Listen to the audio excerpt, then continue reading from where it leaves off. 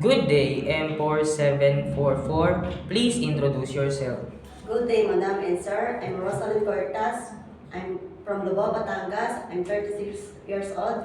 I'm happy marriage, blessed, three children, two boys and one girl. The age is 17 years old, 13 years old, and 7 years old. And your educational attainment? I'm high school graduate. Okay. I saw that you have experience in Riyadh, Saudi Arabia. What are your main duty and responsibility? My main duty and responsibilities is taking care of the children, uh, house cleaning, ironing, washing, and gardening. Okay.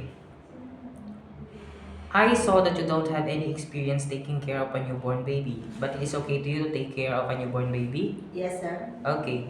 How will you prepare a meal for a newborn baby? First, I will wash my hands, and after that, I wash the bottle, Okay. and I will After you wash the bottle, need to boil, and then after sterilize. that sterilize. And Okay. after that, I put milk and water, and after that, I will shake the milk before I give the baby. Okay, if the baby is crying, what will you do? First, I check the diaper, and then I check the temperature. Maybe she will get sick, and You can call the attention of your madam so that they can Yes. help you. Yes, sir. Okay. Um, why do you want to work in Hong Kong? I want to work. I want to work in Hong Kong for my better future in my children. For the futures of your children Yes, sir. also. Okay. How long do you want to work in Hong Kong? I will work in Hong Kong until I finish my contract, and if he If the employer wants you to stay with them, it is okay to you to stay. Yes, sir. Okay. Do you know how to cook Chinese food? No, sir, but I'm willing to learn. And how will you learn to cook Chinese food? I watch in the YouTube and the cookbook. Cookbooks. Okay. It is okay to you to eat the food that the employer prepared for you. Yes, sir. It is okay to you to share room with kids. Yes, sir. I saw that you have a long hair. It is okay to you to cut into short. Yes, sir.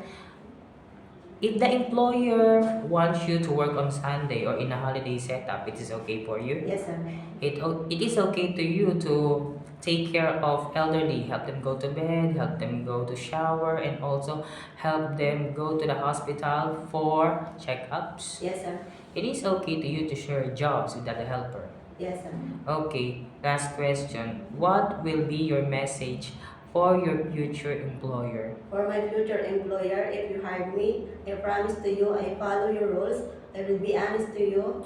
I treat you as my own family, and also I treat your children. Also, I will treat your children as my. As your own children too. Yes. Okay. Can you promise that you will be honest, Yes, sir. trustworthy? Yes, sir. Okay, thank you very much. M4744 Rosalind G. Cortas. Thank you, sir.